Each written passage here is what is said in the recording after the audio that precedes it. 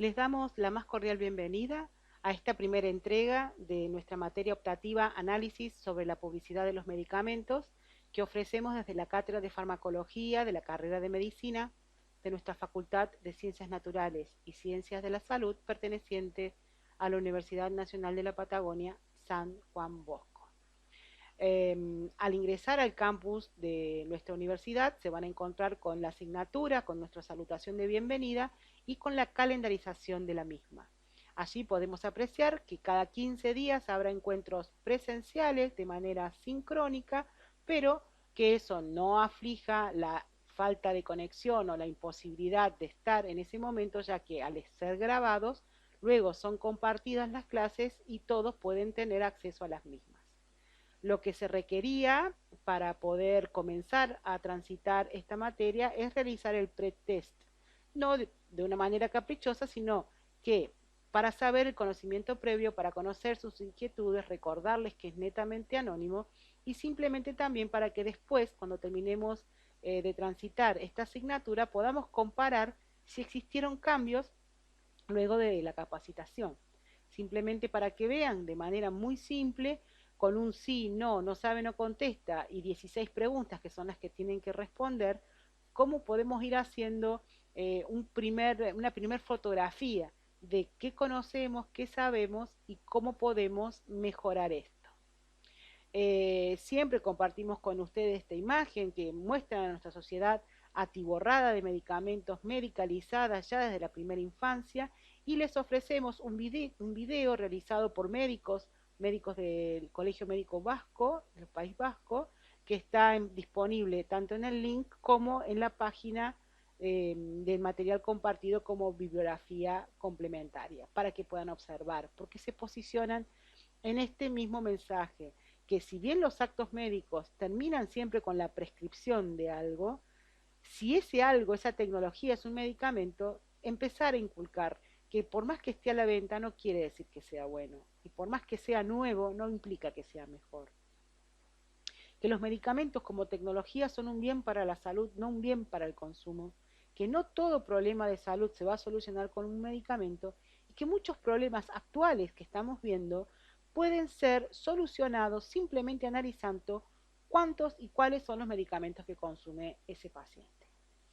También vamos a poner a flor de piel cómo nace un medicamento, cuál es el desarrollo clínico de los medicamentos, cuáles son las etapas que deben cumplimentar tanto en lo preclínico como en la fase clínica para que ese producto salga al mercado. Porque si bien en esa farmacología, en esa terapéutica exploratoria, en esa terapéutica confirmatoria de un producto, cuando sale a la venta al precio que se le antoje a la industria, tiene todavía fuertes falencias, si se quiere, en cuanto a saber qué va a suceder cuando esa eficacia pase a la comunidad y sea ahí que se vea la verdadera efectividad de un producto. Volver a hablar sobre los mercados del medicamento, en donde un 86% de los países menos desarrollados se consumen solamente el 14% de los medicamentos, mientras que el 14% de los países más desarrollados tienen el consumo del 86% de los medicamentos. Y esto, aparte de generar una inequidad, genera también que países por falta de acceso mueran personas y en otros países por exceso de ese acceso tengan reacciones adversas o patologías relacionadas al consumo de los medicamentos. En la bibliografía que tienen, esta guía que habla sobre el análisis de la publicidad farmacéutica realizado por la Organización Mundial de la Salud y la Acción Internacional por la Salud, se van a encontrar en las primeras hojas cómo nombran y muestran lo que hace Prescrire, que es un organismo francés independiente, sin ánimo de lucro, dedicado a la formación y a la información sobre medicamentos a los profesionales de la salud y también a los pacientes.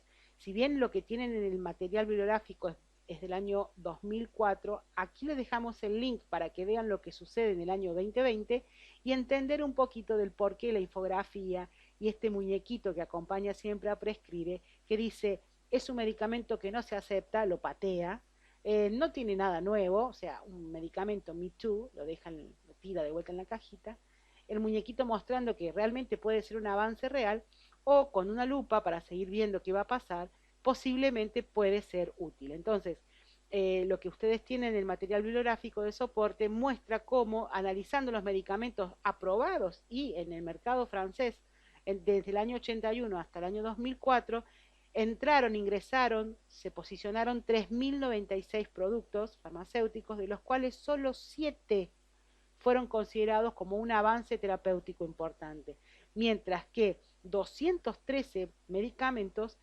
recomiendan directamente evitarlos, medicamentos que están en el mercado y que deberían ser evitados porque el perfil, los riesgos son mayores que los beneficios. Detrás de todo esto uno dice, bueno, ¿y por qué se venden los medicamentos? ¿Por qué están los medicamentos en el mercado? Y porque existe una gran cadena de actores y circunstancias que están entre que se registra un producto, se comercializa, se distribuye, se prescribe, se dispensa y se utiliza.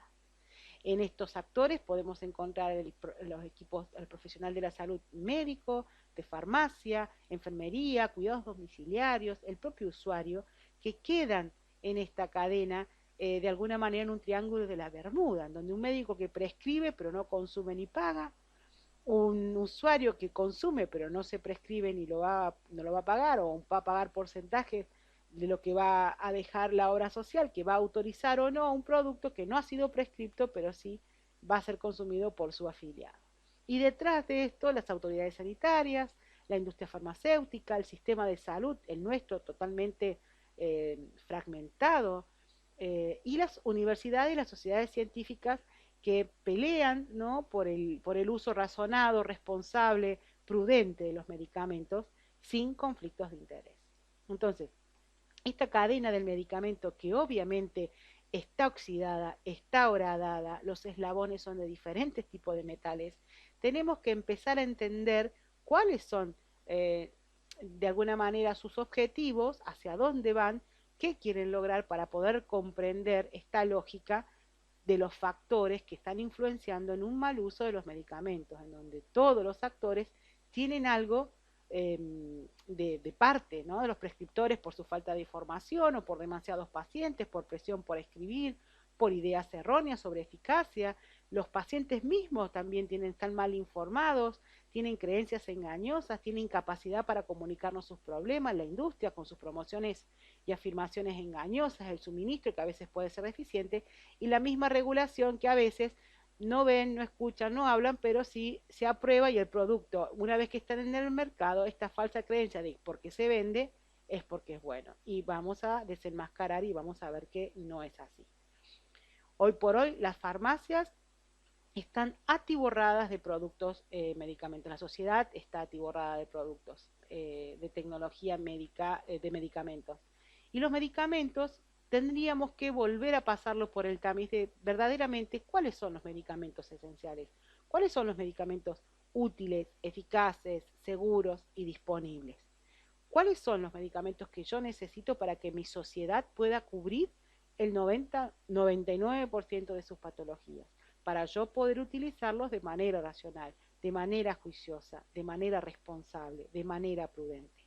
El uso racional de medicamentos es dar el medicamento al paciente que lo necesita a su necesidad clínica, a su diagnóstico, en la dosis que les corresponde, por el requerimiento individual, por el periodo de tiempo, al menor costo para él y para su comunidad.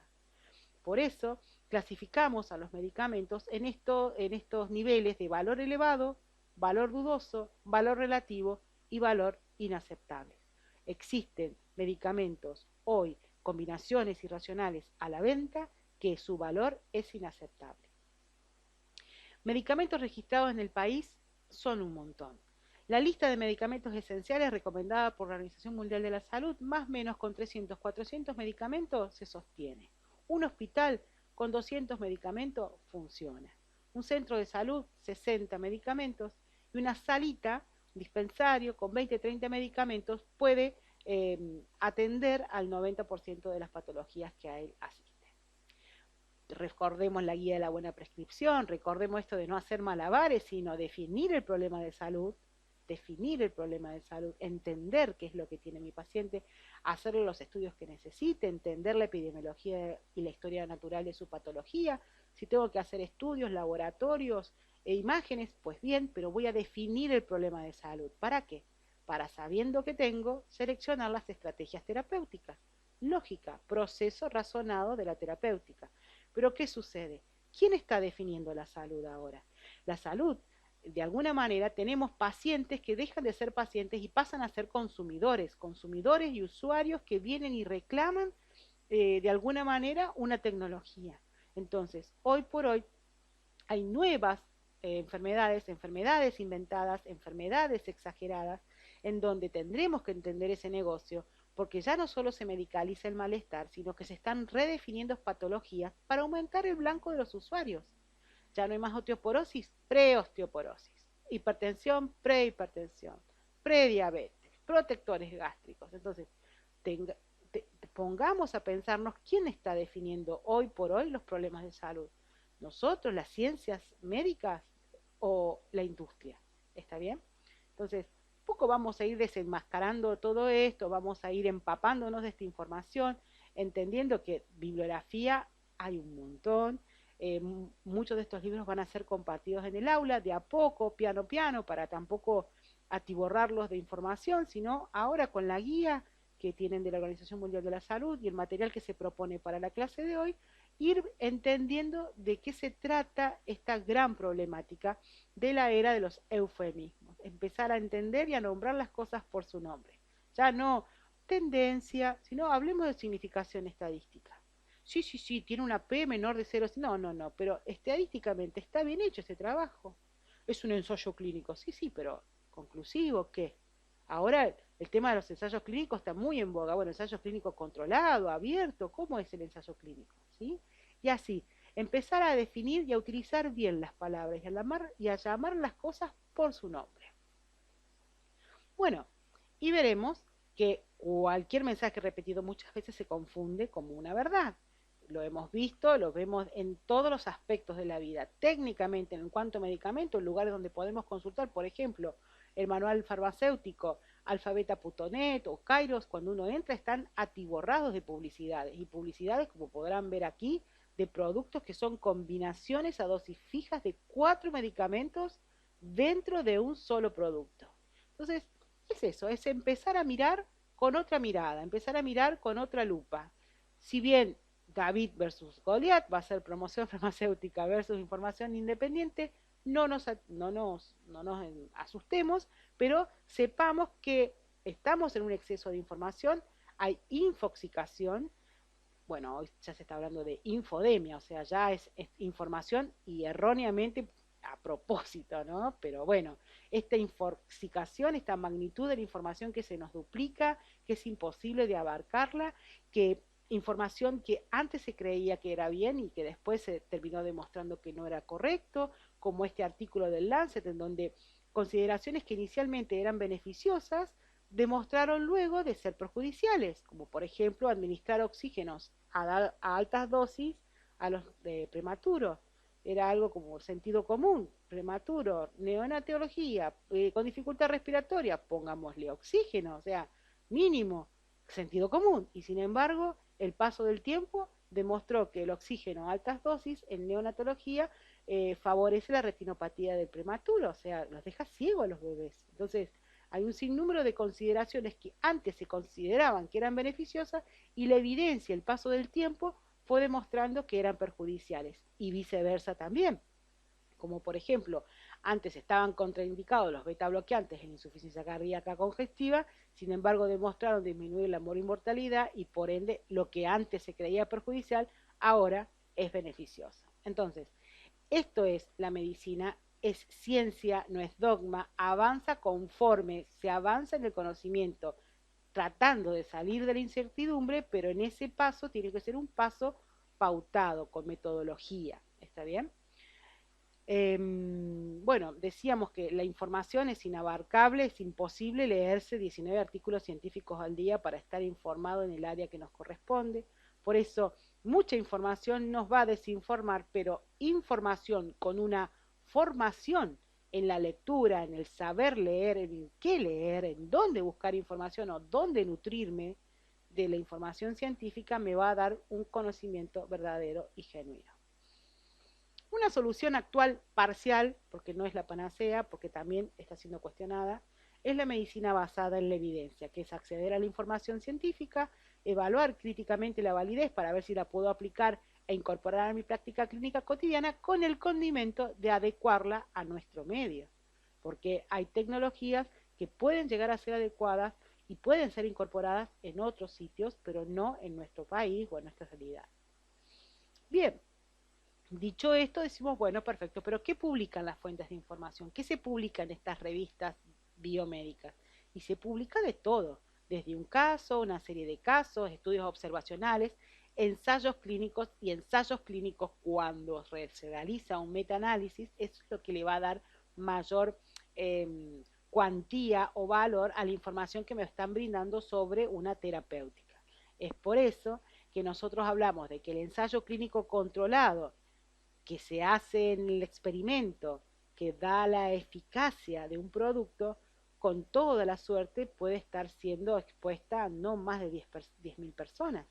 Mientras cuando ese producto sale al mercado, sale a la práctica clínica habitual, ahí hablamos de efectividad y ahí es cuando se exponen más personas. Ahí es donde está el riesgo. Salir del experimento, salir de la eficacia y pasar a la efectividad cuando del laboratorio pasa a la venta al ciudadano común. Ahí están los riesgos. Ahí es donde se ven los mayores riesgos o los problemas de inseguridad de un producto. Porque a lo mejor cuando se investigó en un ensayo clínico 5.000 pacientes, que es un numerazo, no apareció ningún ensayo clínico, pero cuando se expuso a una mayor población y la reacción adversa aparecía una vez cada 15.000 expuestos, bueno, acá va a aparecer el expuesto. Y si esa reacción adversa es un infarto, si esa reacción adversa provoca la muerte del paciente, la verdad que no es para nada agradable, ¿sí? Entonces, la farmacoepidemiología o esto que intentamos hacer es mirar no solo la eficacia que demuestra en el ensayo clínico, sino qué pasa en la comunidad, esta efectividad, sin dejar de ver y analizar la eficiencia o el coste que lleva esta tecnología intrínsecamente hablando. Es un ejemplo, los precios pueden variar porque estas imágenes son del fines de 2019, pero simplemente para que vean dos casos. Una paciente embarazada de 26 años con diagnóstico de anemia grave, en donde hematología, ginecobstetricia requieren en forma urgente tratamiento endovenoso por única vez para mejorar sus depósitos de hierro. Y comparativamente el producto, dependiendo del nombre comercial, acá tenemos un producto que sale 1.300 pesos versus uno que sale 3.400 y tiene lo mismo, o sea, es lo mismo, es el mismo producto, cambia el nombre comercial. En lo agudo ya la paciente lo necesita, bueno, puedo decir que la diferencia más o menos entre un tratamiento y otro son 2.000 pesos, agudo ya única vez.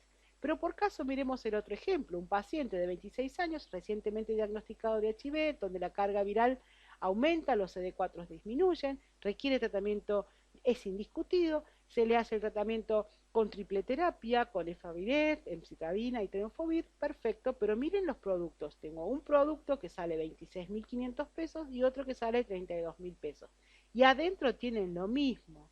Y la diferencia, si yo saco la diferencia, son 5.000 pesos entre uno y otro, y si hago ese prorrateo al año, son 65.000 pesos de diferencia que, por ejemplo, una obra social puede invertirlo en otras pacientes, en otros productos, en otras tecnologías, en un plan para dejar de fumar o actividad física, o sea, de alguna manera el costo de un producto también es importante de analizar. Por eso les mostrábamos no solo la eficacia, no solo la efectividad, sino también los costos. Y también involucra eso a el que va a prescribir. ¿Está bien? Eso es también uso razonado, uso responsable de las tecnologías y de los medicamentos en particular. Por eso, seleccionar y administrar medicamentos es un ejercicio de inteligencia clínica. Bueno, a lo largo de la cursada vamos a ir viendo publicidad, mucha publicidad, y vamos a tratar de analizar por qué hacen ese tipo de publicidad. ¿Está bien? Y vamos a ir mostrando que donde haya economía del mercado, la información sobre medicamentos va a venir de su fabricante. Y obviamente eso es una fuente objetivamente sesgada de interés comercial más que sanitario. La Organización Mundial de la Salud ha desarrollado una guía con los criterios éticos para la promoción de medicamentos. O sea, está todo escrito. El tema es que hay que hacerlo cumplir. ¿Está bien? Los criterios que propone la OMS está bien, reglamentar los medicamentos, no solo que tenga que garantizar que es inocuo, que es eficaz y que es de calidad, sino también que la información que estén brindando sea información con exactitud, que la población y el personal de salud pueda acceder a la información de manera apropiada y comprensible. De alguna manera, lo que está mostrando la Organización Mundial de la Salud es que esta información o esta promoción de los medicamentos sea exacta, sea justa, sea objetiva, sea de alguna manera se ajuste a los requisitos legales de cada país y que las afirmaciones estén acordes a los datos científicos y no sean tendenciosas o ambiguas. ¿Está bien? Vamos a ir viendo a lo largo del curso que las modalidades que tiene la promoción de farmacéutica es de lo más variopinto. O sea, si bien la mayoría va a estar dirigida a profesionales de la salud y a estudiantes, ustedes de medicina, de a poco va aumentando la promoción dirigida a la población en general. Con este doble objetivo, aprovechar la cuestión del autoconsumo, ¿sí? De esta sociedad del consumo, y también hacer que la población venga y presione sobre la prescripción a sus médicos, médicas prescriptores. Bueno, la promoción que se dirige al prescriptor de todo, hay avisos en revistas, envíos por correo, los congresos, las actividades científicas, los agentes de propaganda médica, los visitadores médicos, las muestras médicas, regalos, ¿sí? Todo este tipo de información que está solicitando la Organización Mundial de la Salud como criterio ético es para que la información sea fidedigna, exacta, verdadera y sin omisiones. Y vamos a ir viendo a lo largo del curso que poco y nada hay de esto, ¿sí? Ya la guía a la buena prescripción, que cuando cursamos farmacología vimos dónde estaba la eficacia, dónde estaba la seguridad, cuál era la conveniencia, cuál era el costo. Esa es la información que debería de existir a la hora de promocionar medicamentos para no hacer ver una cosa por otra. Aquí tenemos una misma fotografía dada vuelta y arriba parece que estamos bajo un techito y abajo estamos parados en el césped. Entonces, entender el juego, entender el discurso publicitario y entender con una lectura atenta, cuidadosa, vigilante, despierta, ser críticos, no indiferentes, que podamos reflexionar, no seamos ingenuos, estemos alerta, tampoco para andar denunciando, pero sí alerta para ser serios y maduros a la hora de la intimidad de la relación médico-paciente, porque en definitiva quien prescribe somos nosotros. ¿Estamos? Y también, bueno, entender un poco de qué va la publicidad. Hay un anunciante, hay un producto, hay un consumidor. Si ese producto es un medicamento, bueno, la campaña publicitaria, de hecho, uno de los libros que recomendamos y les vamos a ofrecer lo ha escrito eh, la autora del libro es una publicista y cuenta que van a buscar imágenes de perfección, imágenes de bienestar, de vida mejor, de familias que inspiran amor, paz, filantropía, simplemente para convencer de que el producto hace bien, ¿está bien? Y también vamos a tener otro abordaje en cuanto a cómo se ha ido corriendo la publicidad, que antes, por ejemplo, la parada estaba copada por todo lo que era cigarrillos, ¿sí? Pero desde que la ley de no poder, y bienvenida sea, de no poder hacer publicidades, bueno, la parada ahora la copó los medicamentos, como por ejemplo el Surf Team de ibuprofeno, ¿está bien? Entonces, empezar a hacer esas lecturas y ver cómo van permeando, cómo van metiéndose en la vida de cada uno. Y vamos a analizar extremos como este, en donde juegan con el miedo de la gente, le preguntan qué preferís, hacerte un análisis de colesterol para ver si se te va a tapar una arteria o una autopsia para ver si te moriste de un infarto. O sea, jugar con el miedo de las personas, jugar con los deseos, con los sueños, la mejor patinadora que ya entrada en años, no le duele nada, sigue patinando porque toma un producto que más adelante vamos a ver cómo fue retirado del mercado por producir muertes cardiovasculares. O este otro publicidad para que todo hermoso, todo divino, no hay ansiedad, no hay depresión, la mujer feliz tomando es citalopram. Entonces, un poco la tendencia es esa, analizar las publicidades y también ver qué hay detrás de la publicidad. La publicidad esta de Biox, de Rofecoxib, el laboratorio sabía que el producto utilizado por más de 6 meses podía provocar muertes, podía aumentar el riesgo cardiovascular. Sin embargo, el laboratorio publicó los datos antes y advertía que no se tomara por más tiempo, pero en ningún lado decía por qué.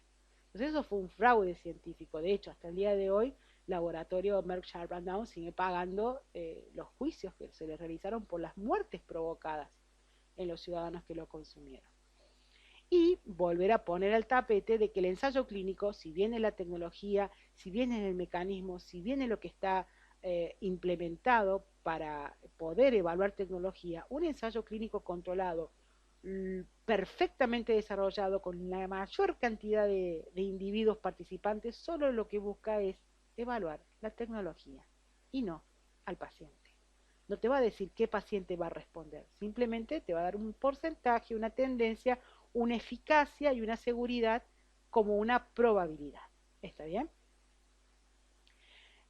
Volver a reforzar de que esta promoción fuertemente, mientras el producto está en laboratorio fabricándose, ya están pensando cómo va a ser la promoción de ese producto para que cuando la autoridad sanitaria autorice su comercialización, automáticamente permean todos los canales de comunicación y todas las vías de promoción. Y acá mostramos para que vean que solo un 25, hasta un 25% del presupuesto total de la industria invierte en publicidad. Y miren, el 5% de toda esa documentación y material bibliográfico que ustedes ven que dan vueltas de la publicidad de los medicamentos es solo el 5% de ese 25% del presupuesto destinado. Esta es la guía que ya tienen para descargar, para empezar a leer, porque es la que nos va a acompañar a lo largo de toda la cursada. En ella van a encontrar este estudio en donde le preguntaban a los prescriptores qué influencia tienen los visitadores en su manera de recetar. De 61%, no, ninguna, en mí ninguna. Un 38% dijo, sí, puede ser alguna. Mientras que cuando le preguntaron qué influencia tienen los visitadores médicos en la manera de recetar de los otros médicos, o sea, de su compañero, oh, muchísima. ¿Sí? Esto de ver que en el otro sí influye, pero en mí no influye recibir una lapicera, una tacita, un recetario, una bolsita, muestritas médicas o un viaje. Sí influye y mucho. Y este es un estudio que se realizó antes y después de un viaje gratuito de un antibiótico endovenoso que se estaba promocionando fuertemente en el hospital, y ahí se ve cómo se iba prescribiendo, o sea, la línea de su prescripción, cómo aquí llegan las invitaciones a todos los médicos para el viaje, ya automáticamente empiezan a prescribir un montón, luego la prescripción cae al punto 3, claro, porque acá es cuando se fueron todos al hotel del viaje, y cuando vuelven del viaje, sube el punto 4, las prescripciones se disparan automáticamente por lo que llamamos la ley de la reciprocidad. ¿Está bien? Eso se llama regla de la reciprocidad. Si por lo menos me regalaron un viaje para mí, para toda la familia, bueno, le hago la recetita. ¿Está bien? Con eso juega la industria. Con eso, así nos tiene. Esta es una foto, una salida de un Ateneo, en donde salen los médicos apurados, uno posguardia, el otro silo, y afuera están todos los visitadores médicos perfectitos, perfumados, con sus bolsitas y sus maletines, esperando para agazaparnos y darnos alguna muestrita. Bien, también existe otro vericueto, que es cuando un medicamento está en el mercado, y si ya que está en el mercado lo usemos. Y no, si un medicamento se aprueba, por ejemplo, por caso, para la epilepsia, no se puede promocionar para otra enfermedad. El tema es que como ya está en el mercado, favorece o genera lo que llamamos prescripción fuera del etiquetado o la prescripción off-label, o sea, por fuera de lo que fue aprobado. Pero como ya está en el mercado, y lo usemos. Entonces acá está la gráfica de cómo las prescripciones por gabapentina, que fue aprobada para la epilepsia, que es toda la parte blanca del gráfico, ven que prácticamente no se ha modificado su número de prescripciones, pero miren cómo se dispara para otro tipo de indicaciones off-label, por fuera del etiquetado, migraña, dolor, desórdenes psiquiátricos.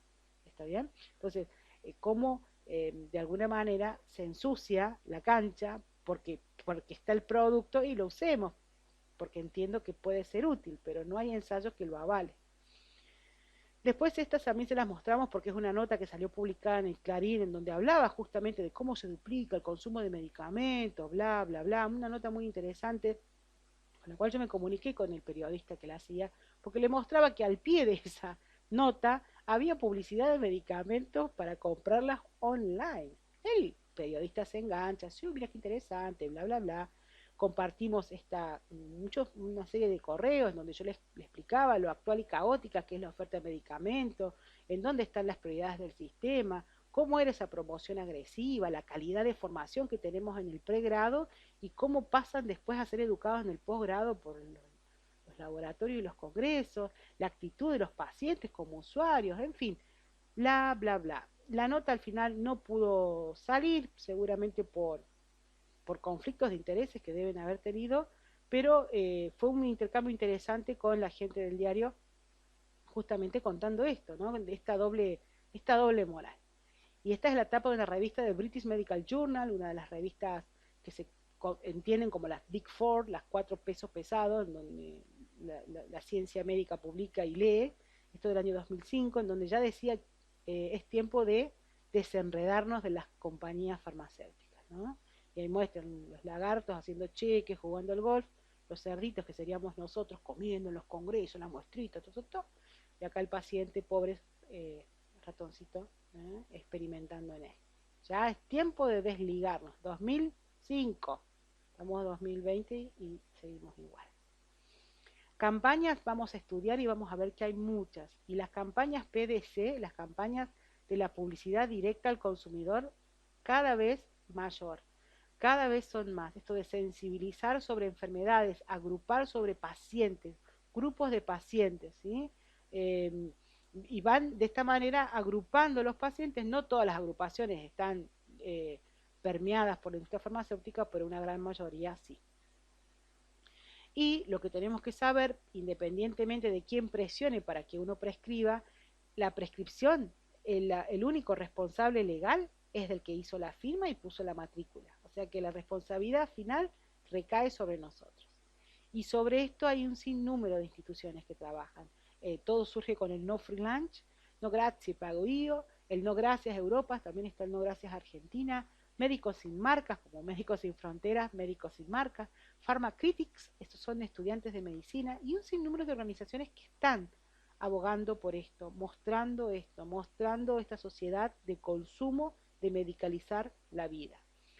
Ya hay artículos escritos sobre esto, sobre cómo elegir la opción más eficiente. ¿Por qué si hay un fármaco para un problema de salud, por qué tiene que haber 50 medicamentos Me Too?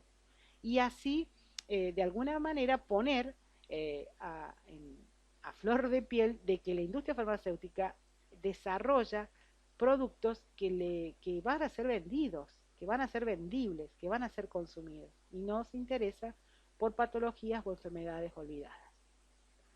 Y estamos en cambios de... Está cambiando todo.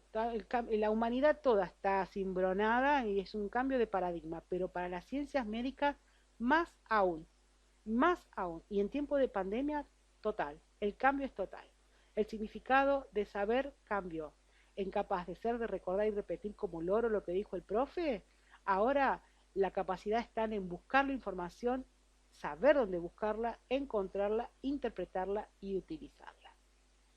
La polimedicación es una nueva enfermedad, la medicalización de la vida es nuestro problema actual y nuestra humanidad necesita urgentemente una nueva sabiduría que nos proporcione un conocimiento de cómo usar ese conocimiento. Tecnología por tecnología sola no sirve. Necesito de mi conocimiento para poder implementarla. Bien, y antes de que se nos termine el tiempo, contarles que ya tienen en el aula, está subido el trabajo práctico, el primer trabajo práctico para de entrega individual, promoción y publicidad de medicamentos, posicionando en esto de que nosotros todos como personas, como personal de salud y personas como ciudadanos a pie, estamos expuestos a la promoción de la industria farmacéutica, el uso de esta información hemos visto que incide en la atención, incide en los costos e incide en la salud de las personas. Para poder comprender esta promoción necesito saber cuáles son los objetivos e identificar cuáles son las modalidades de promoción. Entonces, ¿qué invitamos? A que lean de la guía el capítulo 1, a que puedan leer la entrevista que hemos adjuntado del doctor Gianni Tognoni y que puedan redactar en no más de 1000 palabras estos dos ítems. Definir cuáles son los objetivos de la promoción farmacéutica y describir las diferentes modalidades que tiene la industria para promocionar sus productos. Hay tiempo hasta el próximo sábado para subir la actividad al aula y vamos a utilizar como canal de comunicación los foros dentro del aula y también si necesitan comunicarse de manera directa, obviamente me pueden enviar un mail. Pero la idea es que podamos utilizar los foros para que entre todos vayamos construyendo y nos vayamos leyendo. ¿Sí? Muchísimas gracias y nos vemos en la próxima entrega. Buenas tardes.